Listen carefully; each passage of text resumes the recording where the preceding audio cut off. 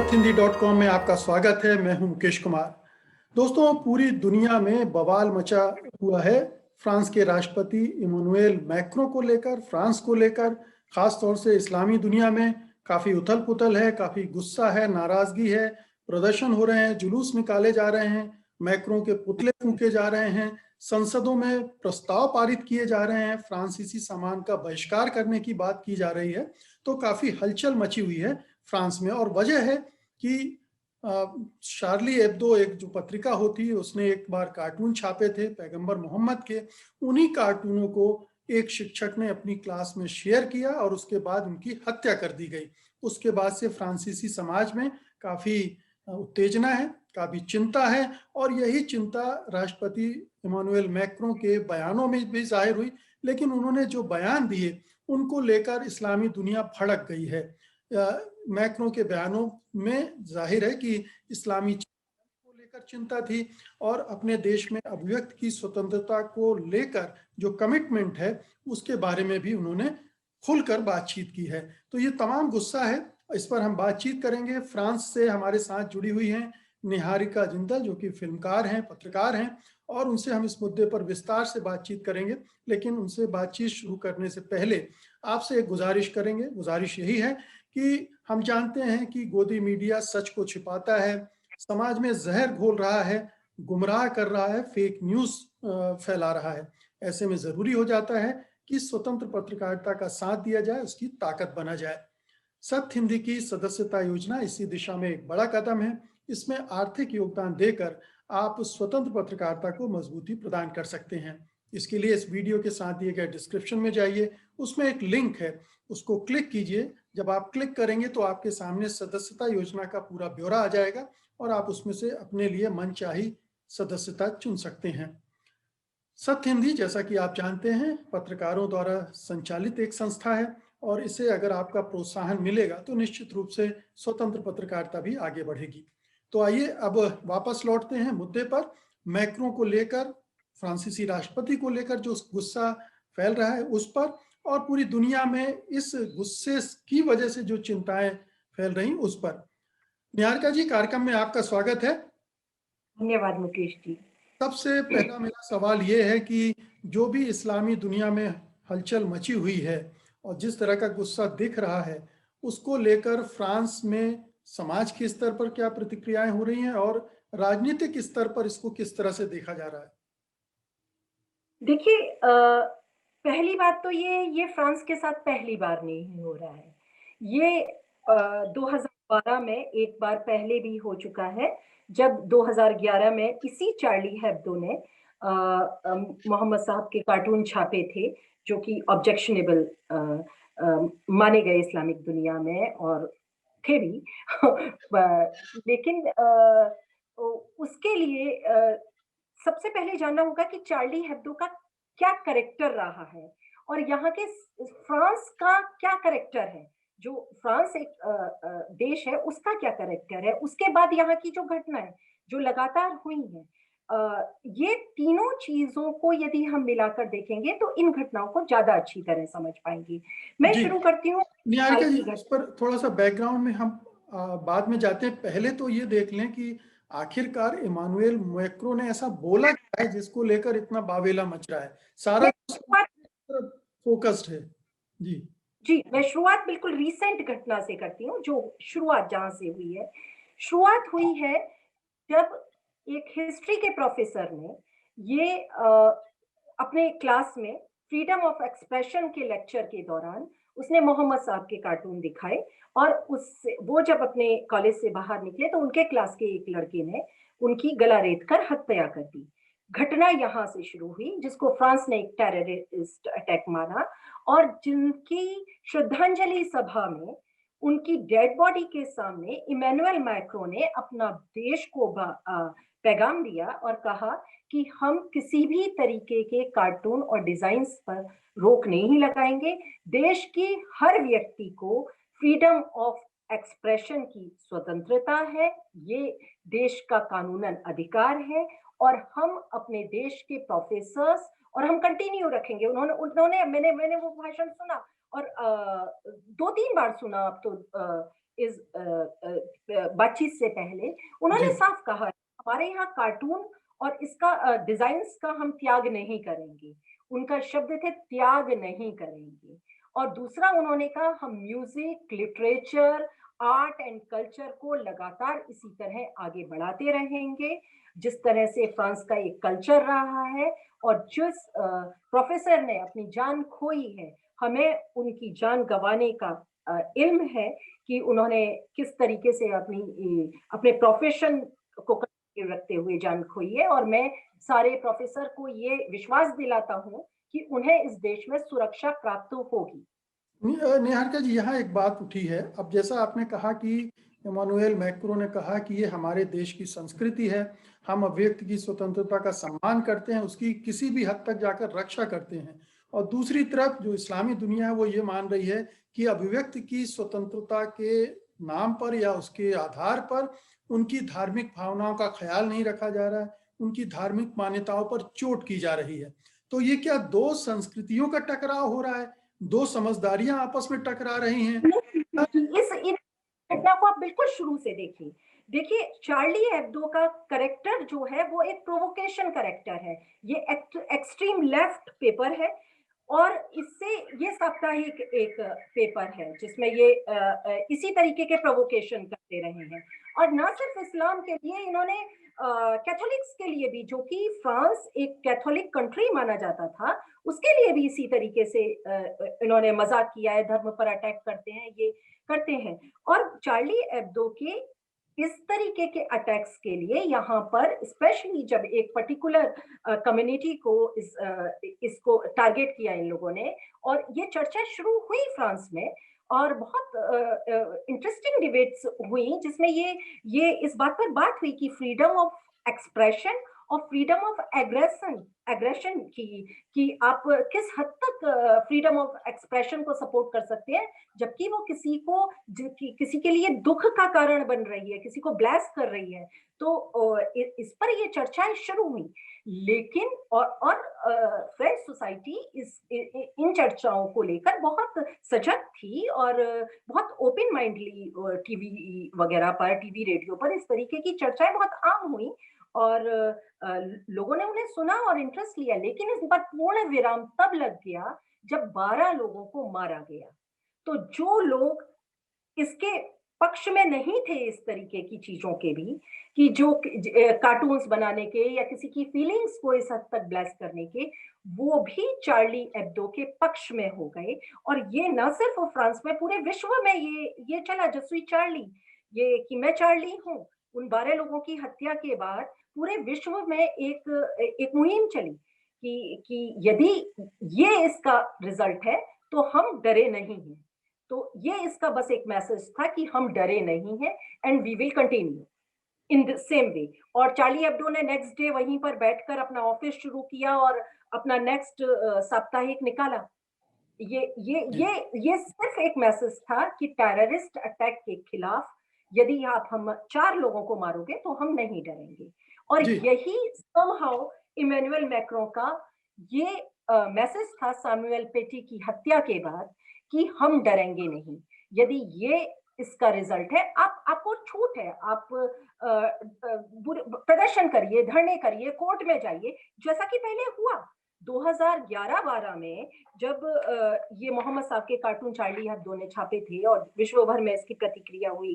तो ये हुआ यहाँ की जो मुस्लिम सोसाइटी है वो कोर्ट में गई और कोर्ट केस हुआ वहां पर।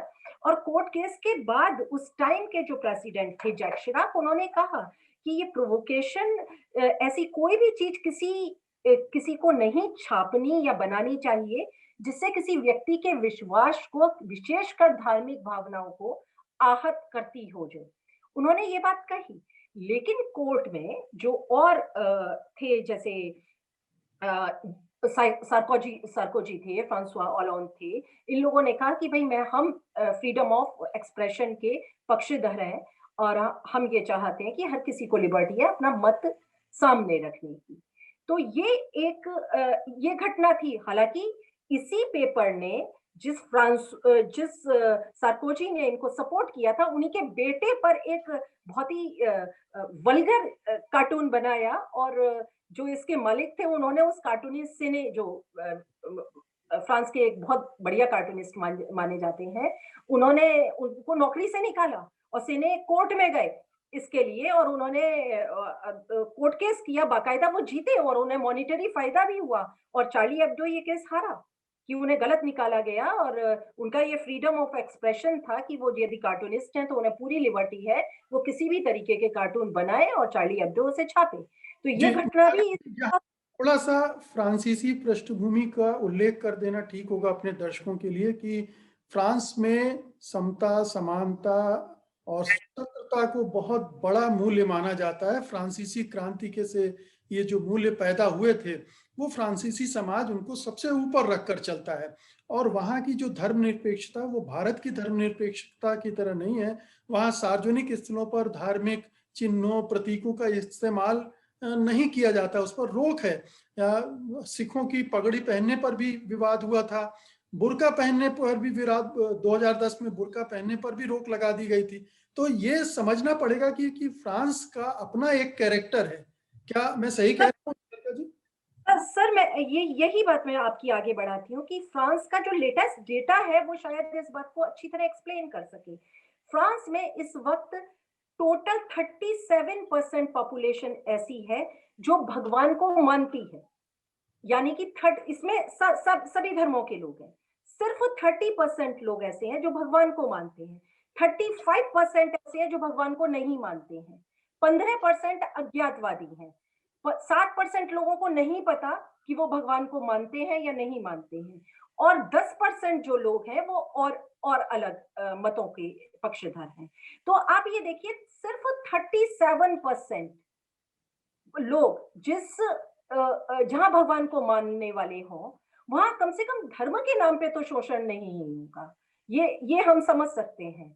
और ये बात है कि ये एक कंट्री ऐसा था जो कि कैथोलिक कंट्री था पूरी तरीके से, और ये 68-69 में जो यहाँ पे सोशल रिफॉर्म हुआ, जिसको मैं एक सामाजिक क्रांति मानती हूँ, उस क्रांति के बाद यहाँ का पूरा चेहरा बदला। यहाँ पर 69 तक स्कूल्स में कैथोलिक धर्म पढ़ाया जाता था। यहाँ पर क्लासेस होती थी जो कि फैकल्टिव थी, लेकिन धर्म की क्लासेस थी स्कूल कॉलेजेस में, और बाकायदा वहाँ बाइबल वगैरह की शिक्षा दी जाती थी। और इसी देश में देखिए, फ्रांस का स्लोगन है, यहाँ का स्लोगन है लिबर्टी, फ्रेटर्निटी, इक्वालिटी। ये फ्रांस का स्लोगन है, जिसका मतलब है कि स्वतंत्रता, भाईचारा और समानता। और यहाँ पर इसी सिंबल को लेकर यहाँ के संविधान में लिखा हुआ है कि आप किसी भी सार्वजनिक जगह और सरकारी जगह पर धार्मिक सिंबल्स का प्रयोग नहीं कर सकते हैं। और इसी के तहत ही ये सब चीजें हुई कि बुर्का पहनने पर रोक लगी, और पगड़ी पहनने पर यहाँ पर मांगे की गई, और जो सरकार ने नहीं मांगा गया, क्योंकि ये यहाँ के संविधान में बहुत क्लियरली लिखा हुआ है कि समानता यदि आप कायम रखना चाहते हैं तो धर्म को आपको देश से अलग रखना होगा। इसका सबसे अच्छा उदाहरण अभी थोड़े दिन पहले ही था, जब यहाँ के बहुत पॉपुलर एक म्यूजिक सिंगर थे, उनकी मृत्यु हुई, और उसके बाद उनकी जो डेड बॉडी थी उसको चर्च में ले जाया गया, और चर्च से सब लोगों ने डिस्कोर्स किया, लेकिन इमैनुअल मैक्रो ने चर्च के बाहर से अपना डिस्कोर्स दिया पब्लिक को।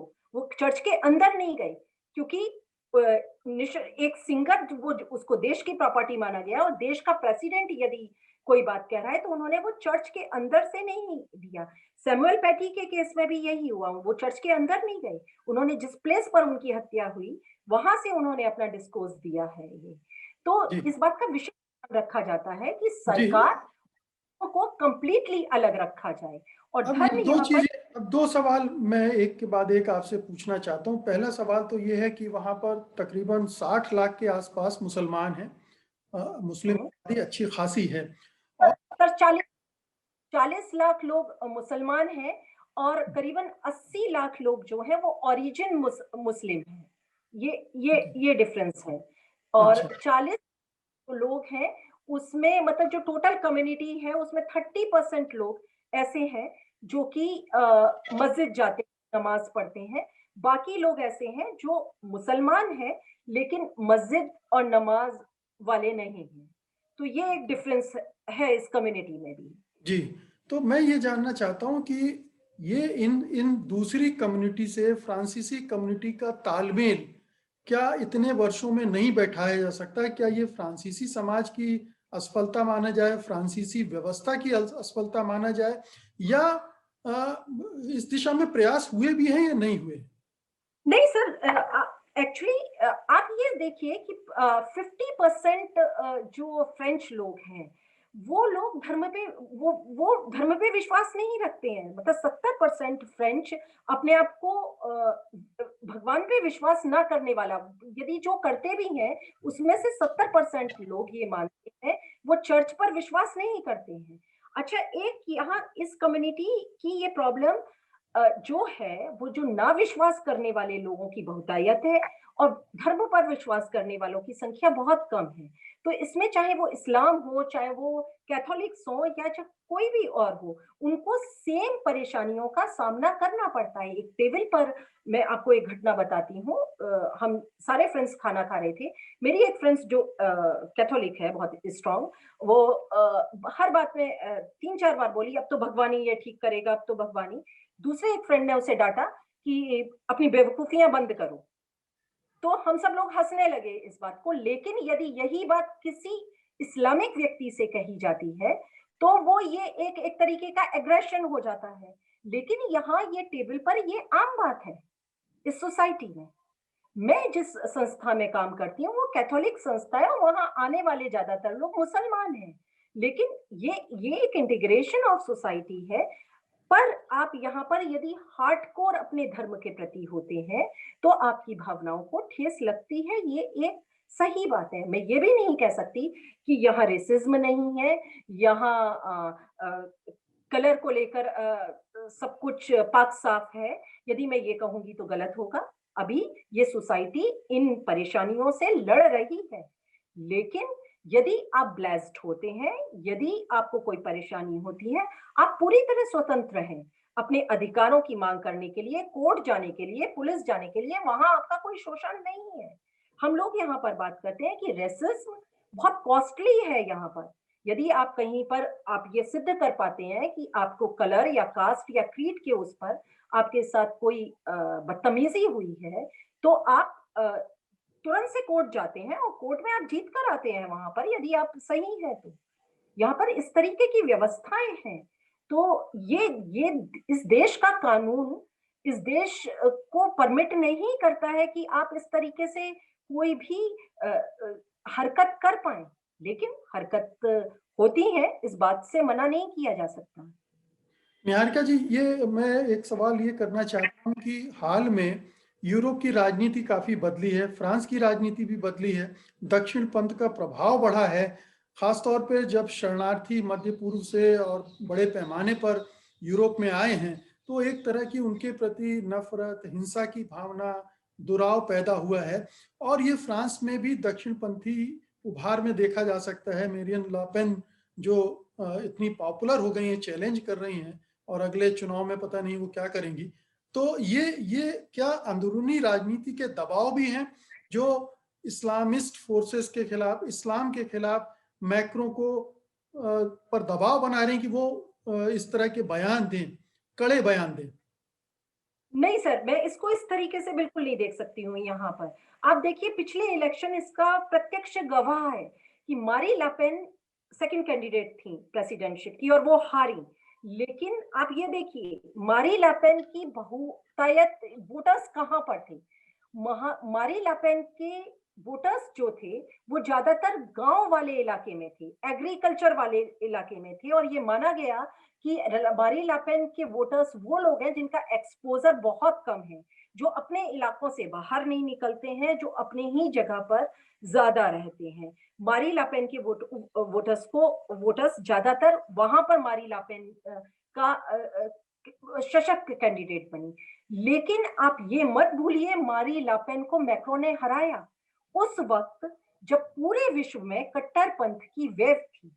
मैं ये नहीं कह सकती इस्लामिक फोबिया से फ्रांस अछूता है, यहाँ पर भी इस फोबिया का असर है। लोग, ये असर बढ़ रहा है और देशों की तरह यहाँ पर भी, इस बात से मनाही नहीं की जा सकती। लेकिन आप ये देखिए, ये देश की जनता अपनी सेक्युलरिज्म को अभी तक उसने नहीं छोड़ा है और यहाँ पर लगातार ऐसे लोगों की वृद्धि हो रही है जो कि भगवान पर विश्वास नहीं कर रखते हैं।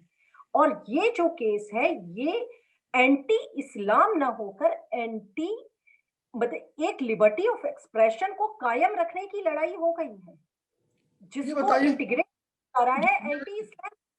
निहारिका जी, ये बताइए कि जो फ्रांस के मुसलमान हैं वो कितने नाराज हैं, कितना अपने गुस्से का प्रदर्शन कर रहे हैं। बाकी दुनिया में तो बहुत तरह की राजनीति होती है इन सब मसलों पर। टर्की को अपनी राजनीति करनी है, उसे इस्लामी वर्ल्ड की लीडरशिप चाहिए। पाकिस्तान में इमरान खान संकट में है तो उन्हें इस्लाम चाहिए। ईरान में भी यही मसला। तो बहुत सारे देशों में बहुत वजहों से इस मुद्दे को उछाला जाता है, लेकिन मुसलमान क्या निश्चित सोचते हैं? सुरक्षा होती है, वहां धर्म की जरूरत ज्यादा पड़ती है। और फ्रांस में ये संभावनाएं कम है थोड़ी। कम क्या है, यहाँ अनिश्चितता नहीं है। आप के पास कुछ भी ना हो, सरकार आपको रोटी की व्यवस्था करवाएगी, आपके स्वास्थ्य की पूरी सुरक्षा रहती है। तो सुरक्षा और अनिश्चितता तो नहीं है। आपको मिनिमम तो यहाँ जो इस धरती पर पैर रखता है उसे मिलता ही है। तो यहाँ पर धर्म कम है, इसीलिए लगातार कम भी होता जा रहा है। मैंने डेटास देखे अभी, तो 2008 की तुलना में 2018 में 10% का डिफरेंस है तकरीबन, जो जो बड़ा है भगवान पर विश्वास ना करने वालों का। तो ये लगातार बढ़ रहा है, क्योंकि 68 से पहले 48 में यहाँ पर ये संख्या मतलब 80% थी, जो कि अब घटकर 37% रह गई है।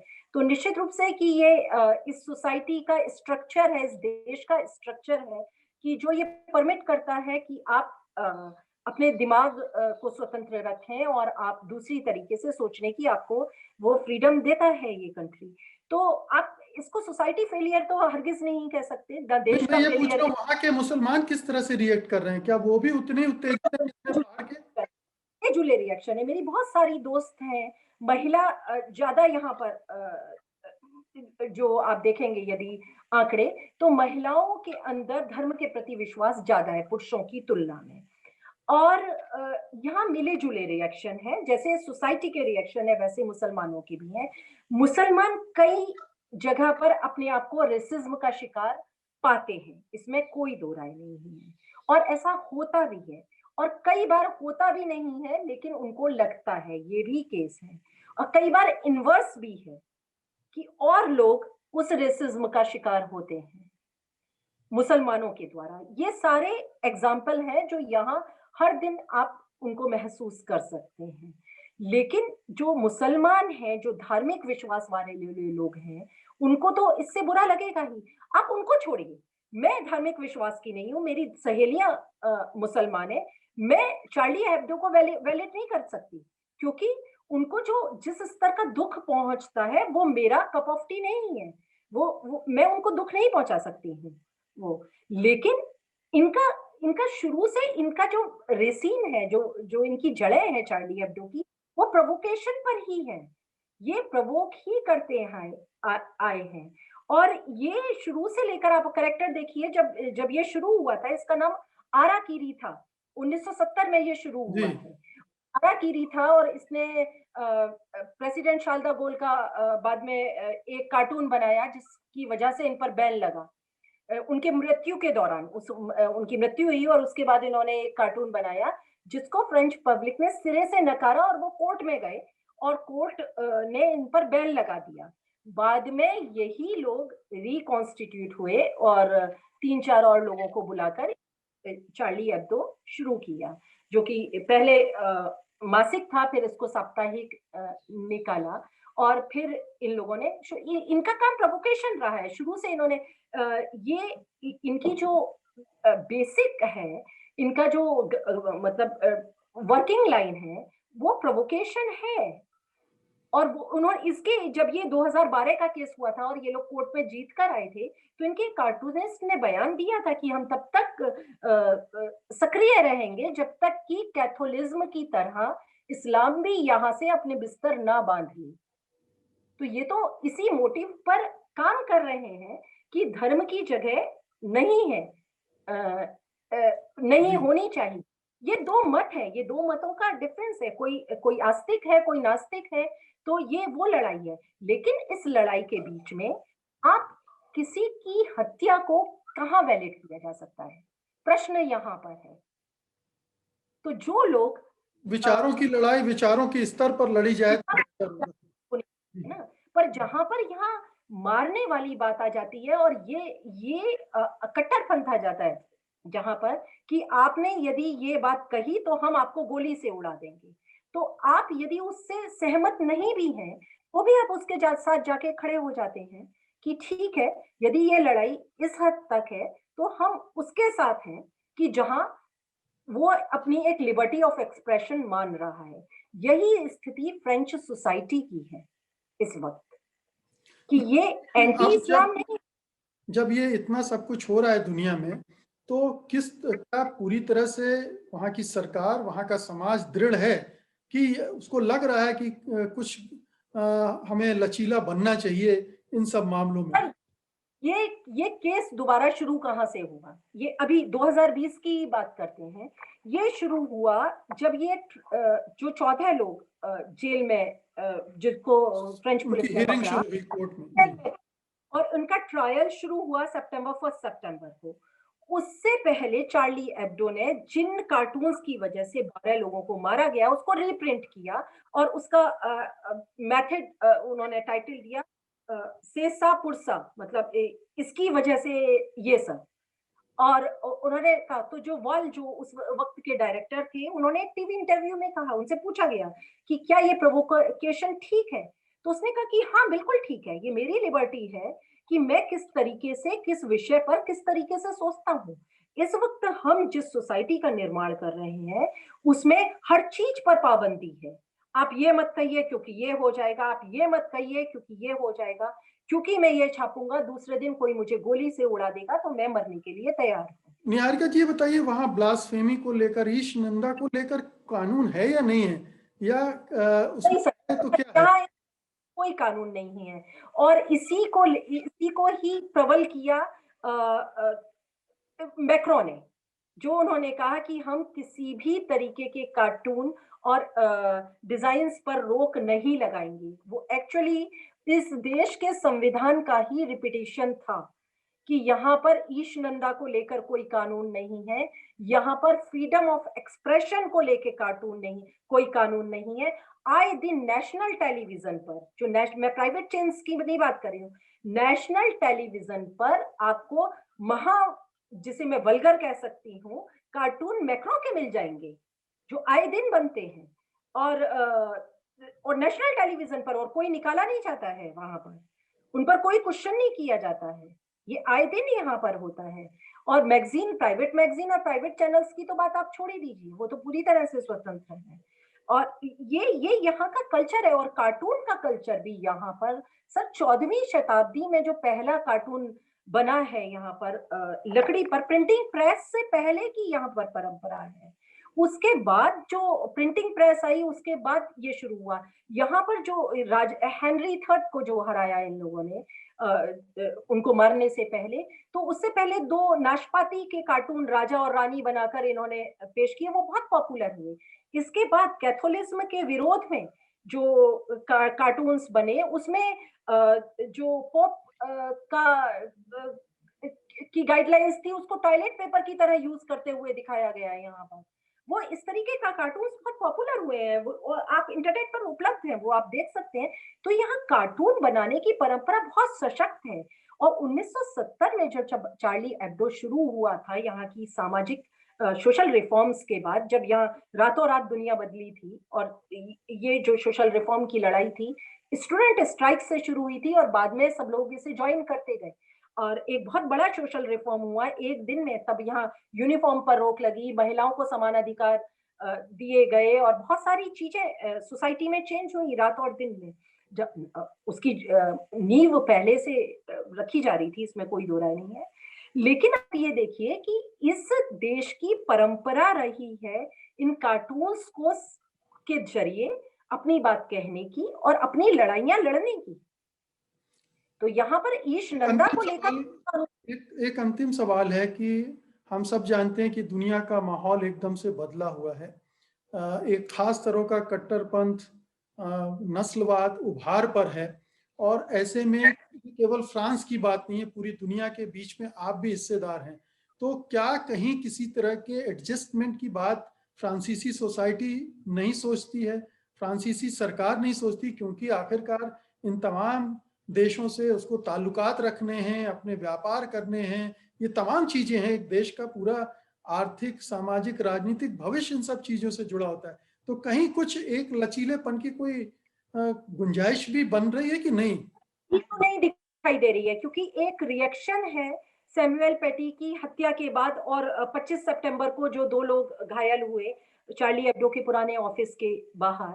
तो एक रिएक्शन है इस वक्त जो है वो मतलब बहुत ही समझदार रिएक्शन तो नहीं कहा जा सकता। जो सोसाइटी में है वो पॉलिटिकल पार्टीज में भी है।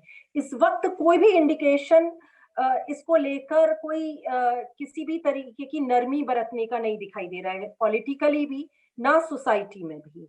इसको लेकर बस एक समझदारी की अपील सोसाइटी से लगातार की जा रही है, जो है कि एक डिफरेंस करना सीखें कि टेररिस्ट एक्ट और नॉर्मल इस्लामिक लोगों में, ये जो सबको एक ही बॉक्स में इस्लाम और मुसलमान का मतलब टेररिस्ट होना, ये लड़ाई यहाँ की सोसाइटी के, मेरे ख्याल से ये विश्व भर में है, ये सिर्फ फ्रेंच सोसाइटी की समस्या नहीं है, ये विश्व भर में कि हम लोगों हिंदुस्तान में भी इसी को भुगत रहे हैं। हिंदुस्तान में भी भुगत रहे हैं, जिस तरह से तबलीगी जमात को कटघरे में खड़ा किया गया अभी कोरोना के समय, और तमाम तरह की ऐसी घटनाएं हो रही कि कोई भी घटना होगी और किसी मुसलमान को देशद्रोही और तमाम तरह के आरोप लगाकर कटघरे में खड़ा कर दिया जाता है। तो ये पूरी दुनिया की एक फिनोमिना है। लेकिन फ्रांस अपने ओवरकम करेगी जिस तरीके से उसने इलेक्शंस में किया, क्योंकि जिस वक्त मारी लापेन की लहर मानी जा रही थी, उस वक्त मैक्रोन जीते यहाँ पर। और इस वक्त भी जब ये डिफरेंस है कि डिफरेंस करना है कि भाई हर मुसलमान बम लेके नहीं घूम रहा है भाई, तो वो डिफरेंस फ्रेंच सोसाइटी करेगी। एक रेडिकल और एक सिंपल व्यक्ति में डिफरेंस चुनौती है फ्रेंच सोसाइटी के लिए, और यहाँ के लोगों को वो एजुकेट होना पड़ेगा। पर क्योंकि यहाँ का सोशल स्ट्रक्चर एक एजुकेटेड लोगों से बना हुआ है, बहुत सारी स्वयंसेवी संस्थाएं इस तरफ काम भी कर रही हैं, इंटीग्रेटेड हैं, तो लगातार इस तरफ प्रयास जारी हैं। और मैं उम्मीद कर सकती हूँ यहाँ पर रहकर कि ये प्रयास सफल होंगे। यदि यहाँ पर इस तरीके की विषमताएं आ रही हैं सोसाइटी में, तो उनको कंट्रोल करना जरूरी होगा। ये एक चुनौती है जिससे लड़ना है यहाँ पर भी। हाँ, ये निहारिका जी, 2 तरह के जो धर्मनिरपेक्षता के मॉडल हैं, एक हिंदुस्तान वाला, एक फ्रांस वाला, हम दोनों को चुनौतियों से जूझता हुआ देख रहे हैं। हमारे यहाँ दूसरे तरह से उस सर्वधर्म संभाव वाले मॉडल को चैलेंज किया जा रहा है, उसे नष्ट भ्रष्ट किया जा रहा है, और वहाँ जो धर्मनिरपेक्षता है जिसमें नास्तिकता सर्वोपरि दिखती है, उसको चैलेंज किया जा रहा है, और ये चैलेंज से निपटने का समय है। बहुत बहुत शुक्रिया निहारिका जी इस बातचीत के लिए। बहुत आपने शानदार जानकारियां दी हमारे दर्शकों को, और निश्चित रूप से उन्हें इस पूरे विवाद पर नए सिरे से सोचने का, अपनी राय बनाने का इससे मौका मिलेगा। बहुत बहुत शुक्रिया, धन्यवाद, नमस्कार। नमस्कार मुकेश जी, धन्यवाद।